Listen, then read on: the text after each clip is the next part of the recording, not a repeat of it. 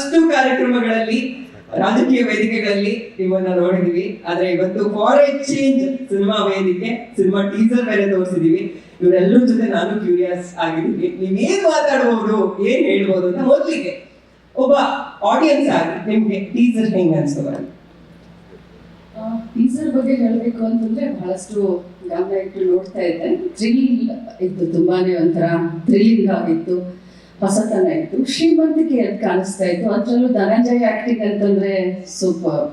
ಅದರಲ್ಲೂ ಸ್ಪೆಷಲಿ ಕರ್ನಾಟಕದ ಲಾಕೆಟ್, ಕನ್ನಡ ಲಾಕೆಟು ಅದು ಬಹಳ ಕ್ಲಿಕ್ ಆಯಿತು ನನಗೆ, ಮನಸ್ಸಿಗೆ ತುಂಬ ಸಮಾಧಾನ ಆಯಿತು.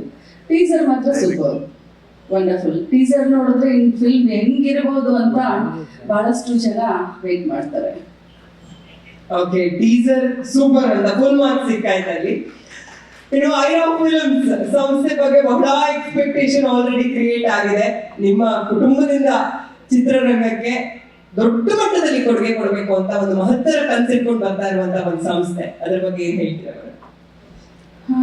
ಮೊದಲನೇದಾಗಿ ರಾಜಕೀಯ ಕ್ಷೇತ್ರದಿಂದ ಬಂದಂಥವ್ರು ತಮ್ಮನ್ನೆಲ್ಲರೂ ಕೂಡ ಬೇರೆ ನಮ್ಮ ರಾಜಕೀಯ ಸಂದರ್ಭದಲ್ಲಿ ತಮ್ಮನ್ನೆಲ್ಲರೂ ನಾನು ಮಾಧ್ಯಮದವ್ರನ್ನ ತಮ್ಮನ್ನೆಲ್ಲರೂ ಭೇಟಿಯಾಗಿದ್ವಿ. ಇದೊಂಥರ ಹೊಸತನ ನನಗೆ.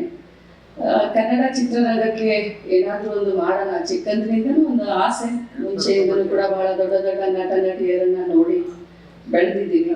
ಡಾಕ್ಟರ್ ರಾಜ್ಕುಮಾರ್ ಅವರು, ವಿಷ್ಣುವರ್ಧನ್ ಅವರು, ಅಂಬರೀಷ್ ಅವರು, ರವಿಚಂದ್ರನ್ ಅವರು, ಶಂಕರ್ ನಾಗ್ ಅವರು, ಅನಂತ್ ನಾಗ್ ಅವರು, ಟೈಗರ್ ಪ್ರಭಾಕರ್ ಅವರು, ನಟಿಗಳು ಜಯಮಾಲಾ ಇರ್ಬೋದು, ಲಕ್ಷ್ಮಿ ಅವರು ಇರ್ಬೋದು, ಸರಿತಾ ಇರ್ಬೋದು, ಕಲ್ಪನಾ ಅವರು.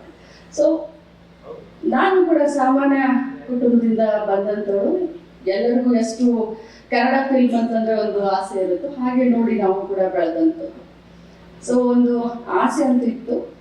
ಧನಂಜಯ್ ಅವರು ಒಳ್ಳೆ ಒಂದು ಕಥೆಯನ್ನ ಹೇಳಿದ್ರು.